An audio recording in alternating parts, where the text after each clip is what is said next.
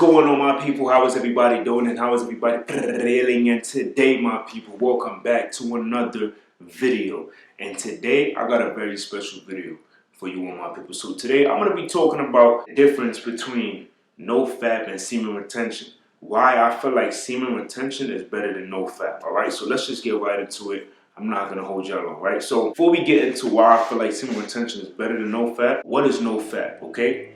So no-fap is when you don't masturbate, however you call it, masturbate, jerk off, fat, choke the chicken, spank your winky, you know, tickle your pickle, whatever you want to call it, okay? That's what no fapping is. The issue I have with no fap is that, wait, you know what? Let me break it down. Okay, so no fap is that, I just explained it. Semen retention is not releasing any semen, okay? Some men, they be on semen retention, right? And they still fornicate, but they don't release no semen. Then you got some other men that are on semen retention and they don't have sex. Okay, so they're not having sex and they're not releasing no semen. Here's my issue with no fap, and this is why I feel like semen retention is better for men to improve their life, okay? Because here's the thing, no fap, yes, you're not masturbating to porn or just masturbating when you're literally at home or wherever you at, right? That's cool and all, that's amazing. When you in the no fap, you still got people that still watching porn. So you probably not choking the chicken, tickling the pickle, but you still, the sites, you're watching all these adult sites, you're on the adult sites, which is still bad, right? With you doing no fap, but you still watching the sites. It's just like that don't make sense, because when you're on no fap and you're watching the sites, at some point you're gonna literally start fapping again. To me, it don't make sense. But don't get me wrong, I'm okay with people starting out doing a no fap, especially if they have porn addiction or if they have jerking off addiction. I understand that. That's like the gateway to literally start on your semen retention journey. So when you're doing that, it's just weird. I'm literally speaking on my life, my people. Like this is a journey for me. Before I even did no fap and semen retention, I'm talking about like the days I used to only just watch porn. I wasn't having sex, I was still a virgin, and I wasn't jerking off. Like I didn't start doing that until like maybe like my sophomore year of high school. You know what I mean? I might have been like, what, 16, 15, something like that, right? But I remember the days I was literally watching porn since I was like, maybe like 12, 11, watching porn, or if not younger. You know, I'm older now, like, I don't know the exact age, but when I was younger, that I started that within my mind. I literally was slowly reprogramming my mind and my brain to be filled with lust. I was exposing myself to demonic things. And what is a demonic thing? Porn is, because you're inviting that demonic spirit to be on you. You're inviting that energy. You're watching two people fornicate. You feel me? That literally is going against the word of God right there.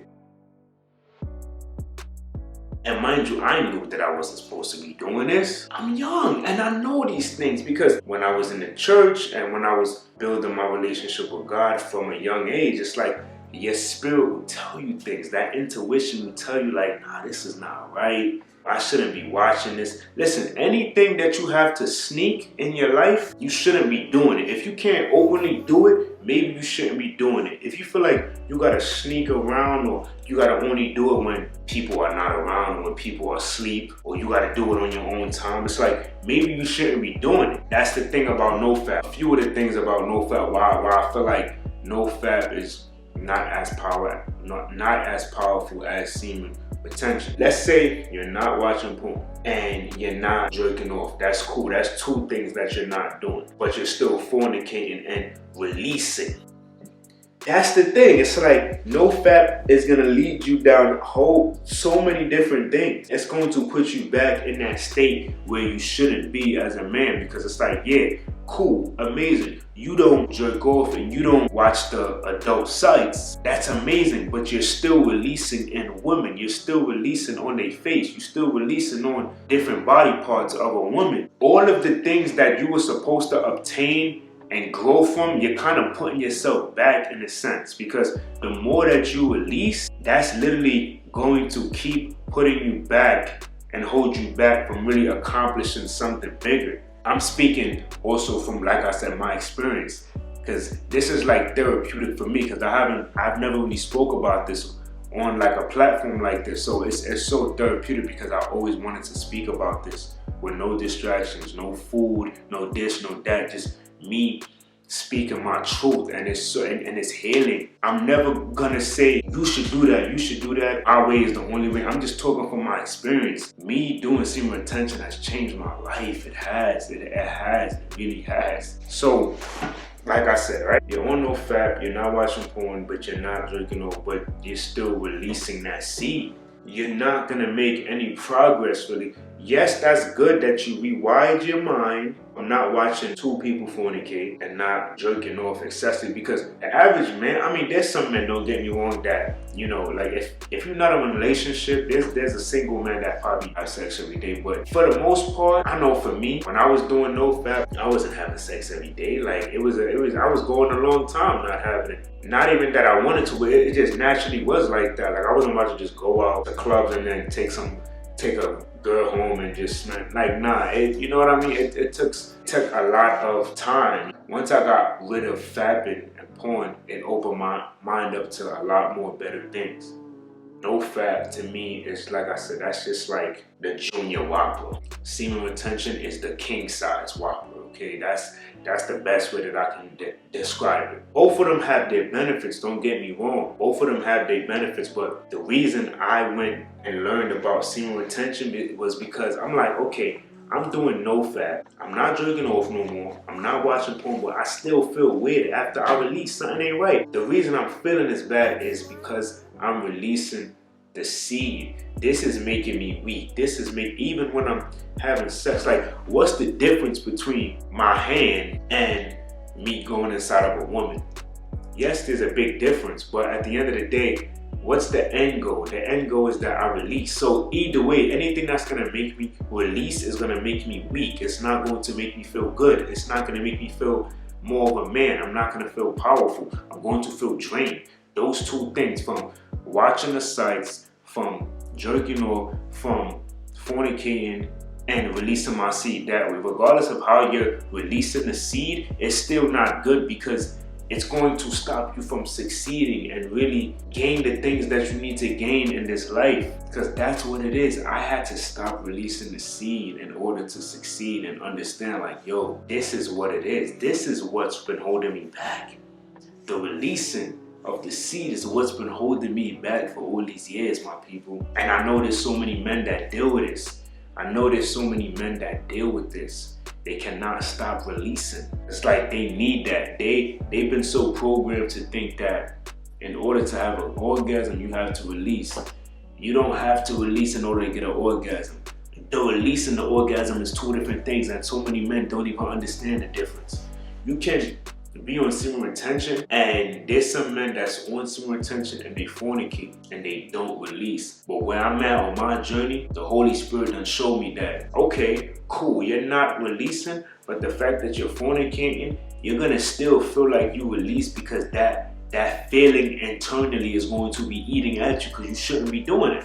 You're not married. Regardless if that's your girl and you've been with her for a certain amount of time, you're not married. So cool, you learn how to fornicate without releasing the seed. Amazing, but you're still going to feel the things that you felt if you did release. I always ask myself, why do I keep feeling like this? God, I've mastered attention, learned how to not release my seed. I've learned how to hold on when I have wet dreams. I've just probably like weeks ago almost had a wet dream, but in the dream I held on and I jumped out the dream and I held on. I didn't have no leaky fluid like a lot of men that go through that. Semen retention is better, because all of that times that you was releasing, when you stop doing that releasing and you let it build up, it's gonna heal your body now. You can heal your mind, you can heal your brain, you can even heal your digging stick. From all of the releasing and stuff, it wasn't probably getting up as much, or it wasn't being hard. I'm telling you, fellas, I know that sex is very powerful. It feels good. It could be an addiction.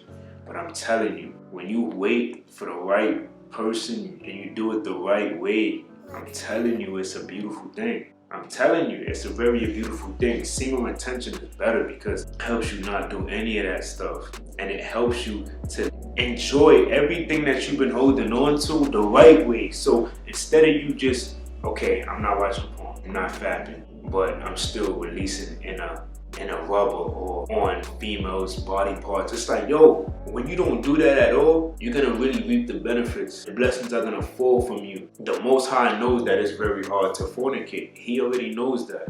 He's not saying that you can never fornicate. He's just saying you have to do it the way that I intended it to be. At the end of the day, fornication is only to procreate. I don't care what nobody say. This society keep telling people that it's okay, it's healthy, enjoy it. It's free, it's a self-expression, it's this. It's okay to release the seed. It doesn't matter. Science will tell you that you're gonna keep rebuilding. Yes, you are, but during the process in that, what's the point of building to drain yourself, to build, to then like, you know, fall back, then to like that? No. We ain't supposed to be doing that, fellas. We're not supposed to be doing that. We're not supposed to be doing it at the end of the day.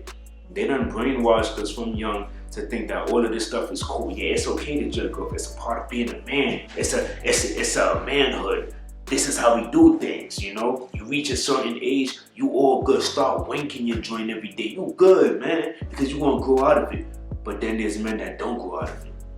There's men that's my age still watching porn. There's men in their 30s still watching porn, 40s, 50s. This stuff really can damage somebody mentally. Fry your brain. There's some people, if you look it up, they die from masturbating too much. Come on, that's crazy.